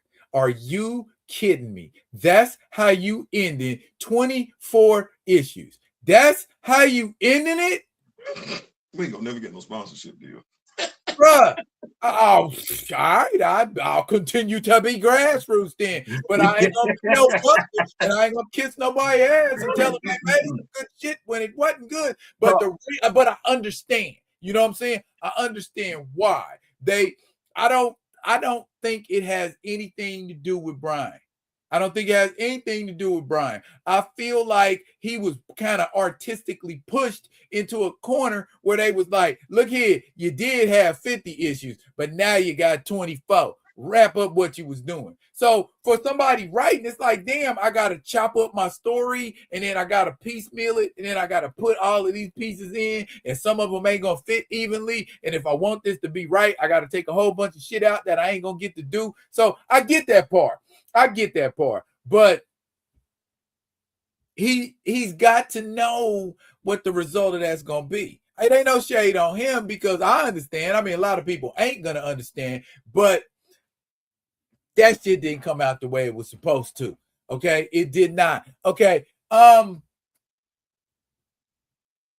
the culmination of events that began in issue 13 of Ultimate Black Panther. So I've been waiting 11 issues for a reckoning. That's what you give me as a reckoning. That's you tying it up with a bow. We done. We ain't never seeing this shit again. And that is the end of it? That's how it ends? Oh. Now, people was bitching and complaining about how Eve Ewing ended her run, and I didn't really have no beef with that. And it ain't like I was glazing or shining or doing no shit like that. This right here, I love some Brian Hill, but that ended. I'm not, and it's some other things going on in there, and I'm not going to shred it. I saved some of it for the video, but and like I said, it ain't nothing that casts shade on the artist or the writer. I think to you know, I was telling Alicia today, there's a difference between giving constructive criticism and giving criticism. I don't think we don't use words like DEI, and we're very, very specific about what's problematic with a story, if you will. And I think we go above and beyond to give ways where the story would have been better, if you will. Brian Hill has done some amazing work. Indeed. Some amazing work. We're not going to sit up here and lie. Right. And as I said on my live today, somebody asked me yesterday, I said, I get a series of 6.5 out of 10. It would probably get a 3 out of 5, 3.5 out of 5, if we were talking going to 5. And the reason for that is it was just one, as you said today, pacing was off. Pacing was off. It felt rushed. It felt rushed. Explain to me how she was pregnant one day and then she had the baby the next day. I don't know. I don't know. Didn't explain none of that. The pacing felt off. And then if I look at, you know, how we talk about boss levels and everything like that, right? I only really got one boss. The battles between Khonshu, he was always whooping Khonshu's ass. We never got to see him take on Khonshu and Raw. It was always Khonshu, and he was always putting his foot in Khonshu's mouth. So literally, yeah. So you don't get the, you know, the most I ever felt like he was in danger was the 13th issue when the progenitor popped up. Right. And him and Aurora was trying to make it do what it do, and the progenitor was smiling and laughing at him and everything like that. Like, oh Lord Jesus. And maybe when the progenitor everything up. Yeah. And the progenitor pulled up at the cabin. And T'Challa thought he was going to bat, but Dustin everything hard. He needed a bath to recharge. Anticlimactic, if you will, after that. And it's one of them things where it's all like of that build up. And then it's just like, if I go off, kill me. All right, the end. What? Yeah. And then I go back to conversations you and I have had with various writers, and I'm like, is that a mandate where the dude got to suffer? And that's and that's what it felt like he was being pushed. The issues were being pushed through, and we getting all of this stuff. But like you said, it's the timing of it. It's like that was not supposed to occur when it occurred. It feels forced. Yeah, so. Not the worst Black Panther run. Not the worst. Oh, damn, Shaw. Damn, Shaw. Nah. That title is still undisputed. Like, that's like setting the bar low. Like, it ain't the worst one. But I mean, it ain't near that bad. Nah. So if I you know what, I'm not gonna do that. It's a decent run. I bought it. I would buy it again. I bought it. I would buy it again. I think, truth be told, this book reads better as a novel. It would. I think it reads better. You're right. You get rid of all the pictures. If it were a novel, yeah, if it were a novel, I mean, but is the goal to tie it off with a neat little bow, or leave me wanting more of what I know I can't get? You should get a bow that ties up the prevalent loose ends. I like the primary storylines. See, okay, so we must go see Rob. I can say Faxel, Anon, and Ebony, because you know that's how I feel. But then again, okay, so Shuri was a traitor. Shuri was the reason why the father, T'Chaka, was gone. We don't get anything. No resolution. None. Aurora then smashed Okoye's husband. What we got? Well, I mean, it wasn't no big deal with Okoye and them, because they I'm saying, you see how he wrote that, where Okoye is looking at Aurora and she said Aurora, and Aurora like, queen. So y'all do got something going on, huh? Yeah, it's a little tension there, huh? Y'all giving each other the side eye, huh? Okay, but I ain't gonna get nothing from it. I don't know what's going on. I know Raw is locked up, which I feel like Raw was robbed because he didn't do nothing. My dog is just there. I ain't get nothing with that. Enon. She gonna get a body? She gonna get a body? I mean, she just gonna be out here floating like Ghostbusters or some shit? I mean, what's going on? That's what I mean. It feels forced. Everything feels forced. It's like her coming back in a spectral form would have made more sense in like issue 28, 29. You know what I mean? Yeah. Bringing her back now, just like, oh, we got to tie off all these loose ends. And when you rushing to tie everything off like that, you're missing things. And that's what it looks like to me. I ain't gonna lie. When the progenitor was talking so much ish about Baz, I got her in my hip pocket. How you know I ain't got her in control, and you need to be serving me anyway? Nah, I'm thinking the voice that's talking to T'Challa is Baz. I got you. Come on back. But then when you heard that broken English, hold on a second, I got to try something here. I'm like, hey, Baz don't talk like that. No. Not at all. And you're like, oh, okay. Oh, she still exists. Okay. And how do we end this story? Okay, well, the progenitor is stuck over there. T'Challa is back in Earth. I'm still the gateway. And if they ever try to come through me, I want you to unalive me. So can you do that? How long you been the gateway? Because you was having bad dreams before you got stabbed in your leg. It's not the best Black Panther ending I've ever read. I think I've said it once. Well, we've said it on numerous occasions. We got Black Panther Wakanda at the house. We would have to tell the story that we want, because it's beyond evident at this particular point in time. We're not gonna get what we want, which is a great Black Panther story. The same, give us a Black Panther.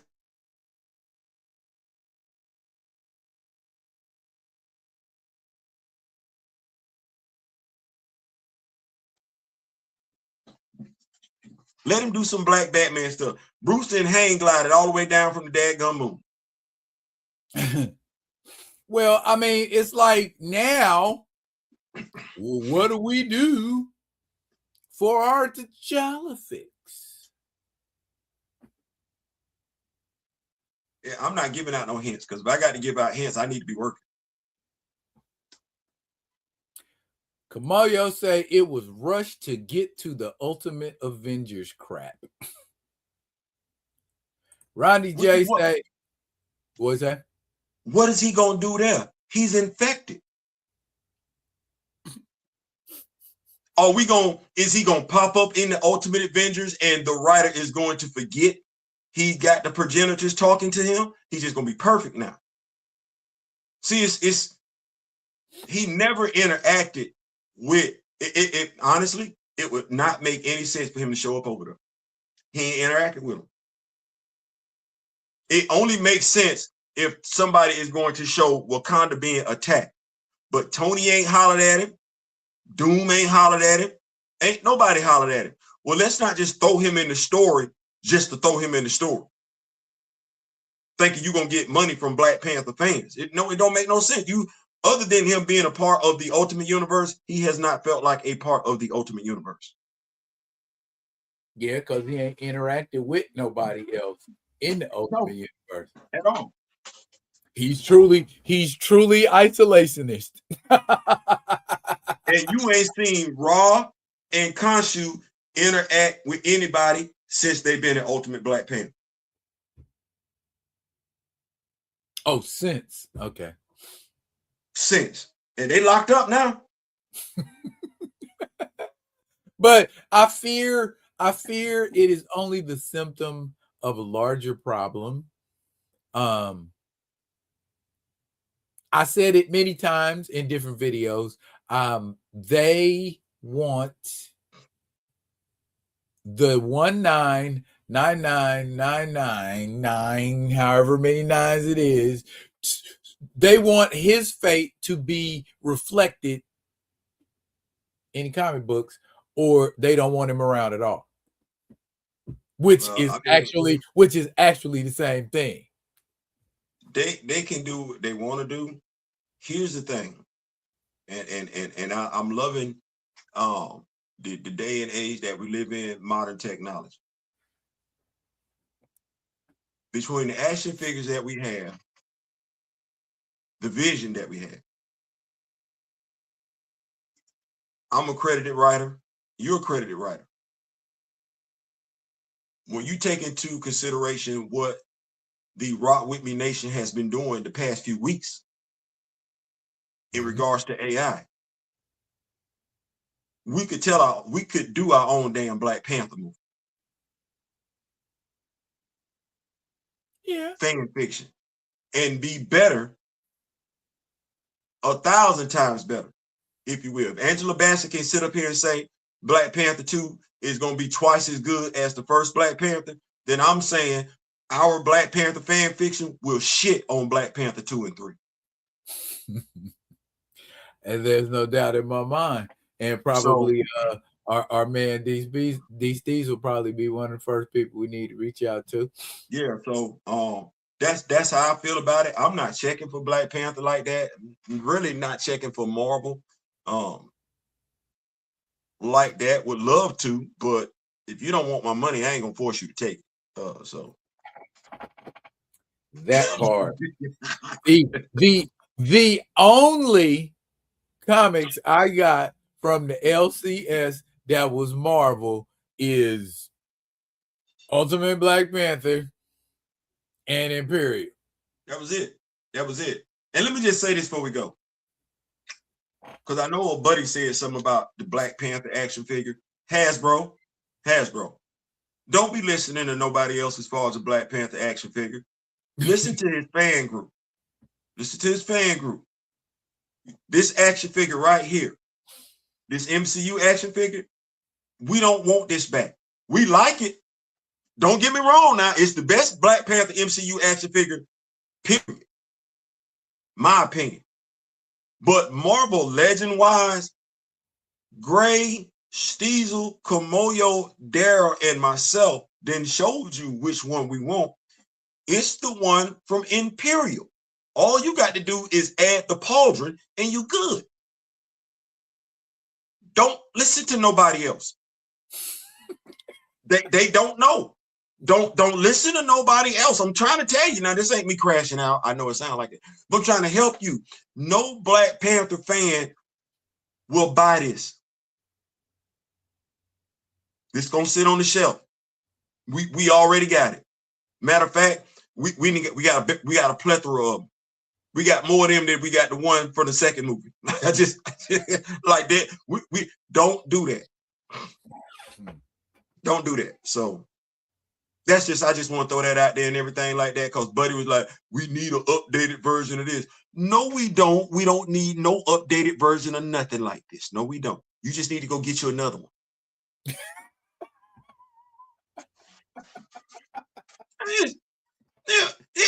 Why do we as Black Panther fans want a repeat of an action figure we already got? It's stupid. You just need to go get another one. Yeah, you need to go. We want a brand new one.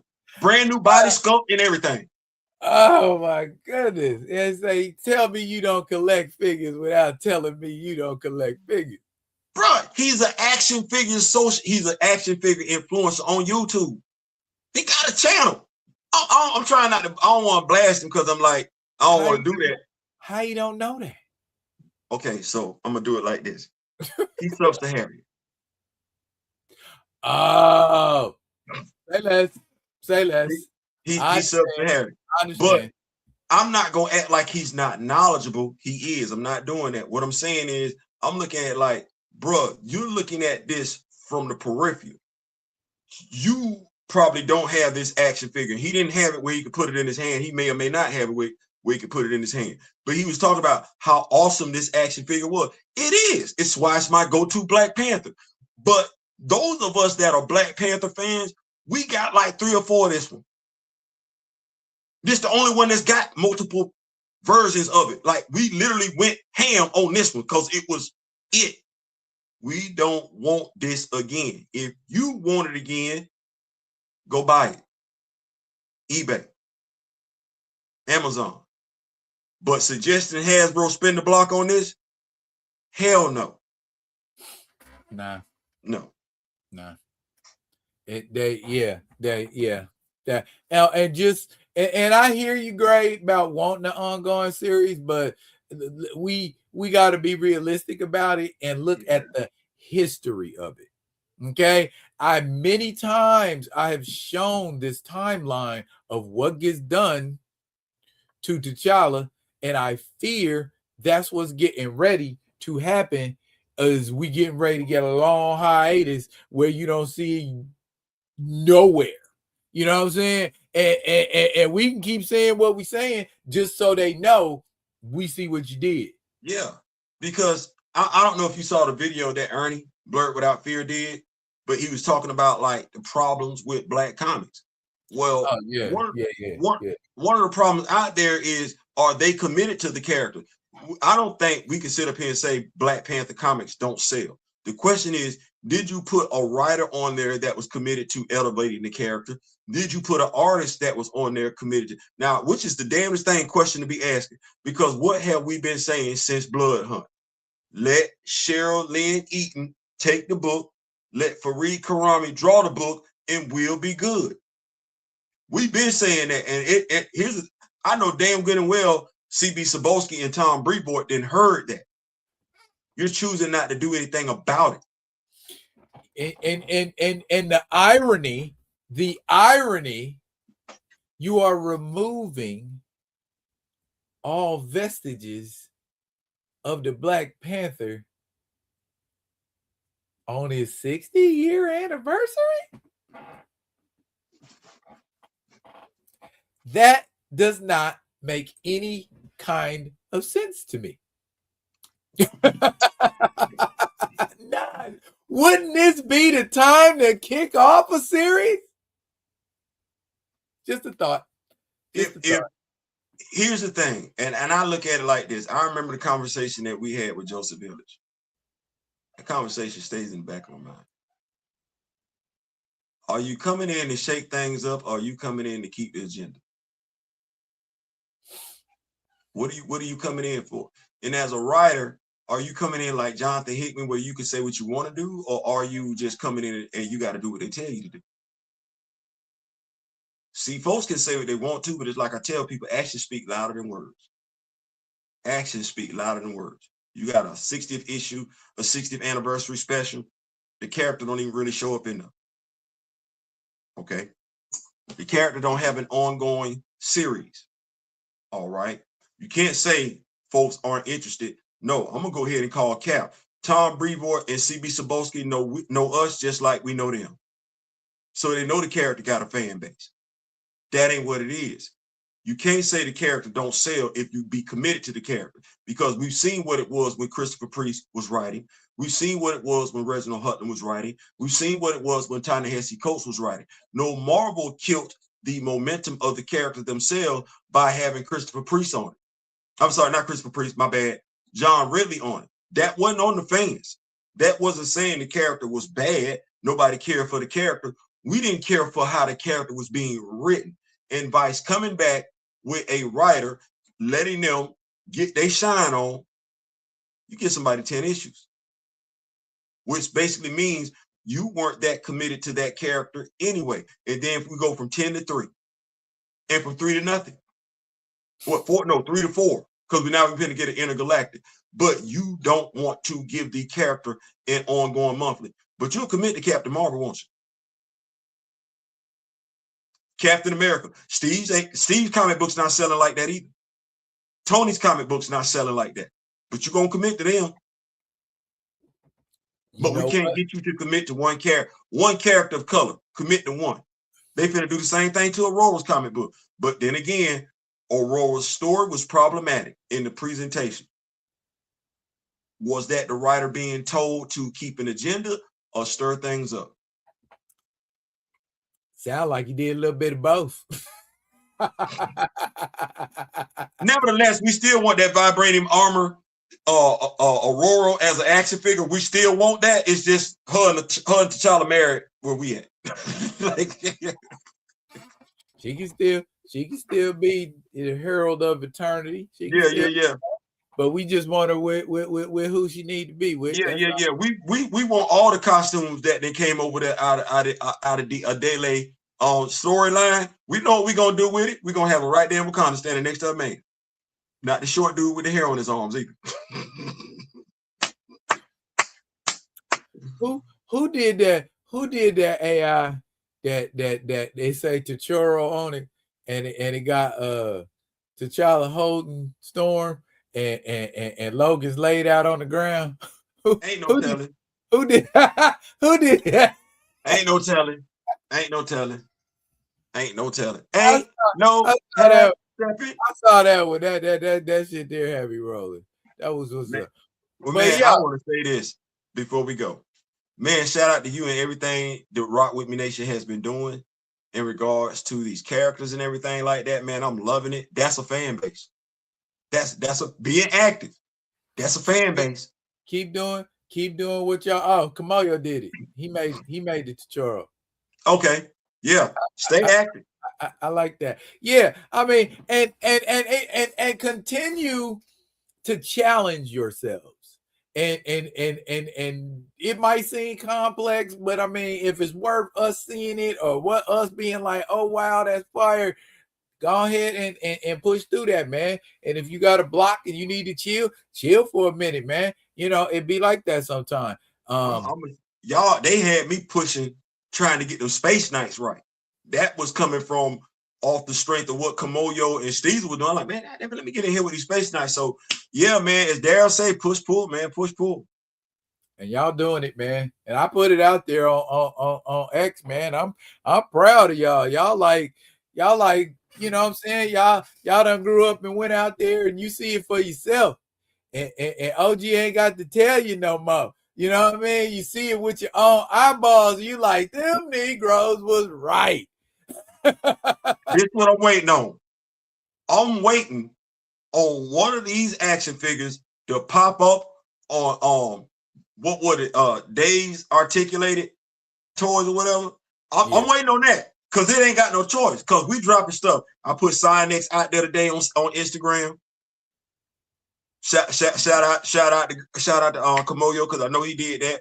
The Signex. I dropped them today. Oh, and y'all feel free to go ahead and bleed that out on whatever other platforms. Yeah. Yeah, as a matter of fact, Kamoyo do want to spend some money. Kamoyo know it, do want to spend some money on the Silhouette and Midnight Fire. Actually, like, damn it, I thought this was real. Dog, see how bad? See how you know what? It's doing what it's supposed to do. It's putting pressure on Hasbro. You can't say when you can't do it. You won't do it. And watch it. You can't say you can't do it, and you can't say don't nobody want it. We already out here checking the temperature for you. Oh, y'all want this right here? Hasbro, they want this right here. Hey, I ain't throwing no shade. I'm just trying to eliminate all the excuses. You feel me? That's it. And if Google then took one of our creations and made that damn near the official Creole shorty. And if it gets that, because that's what everybody keep telling us, right? That's what everybody keep telling us, right? If you want to, why don't you do it yourself? Why don't you do it? Well, we doing that. But see, then they start criticizing what you're doing when you start doing something. So it don't matter. Like I said, it ain't right if you ain't got at least one hater on your team. Seem like we got more than one. We got more than one. Hey, if you doing something good, that's what the haters do. But look here, man. I appreciate Theo appreciates the Rock With Me Nation.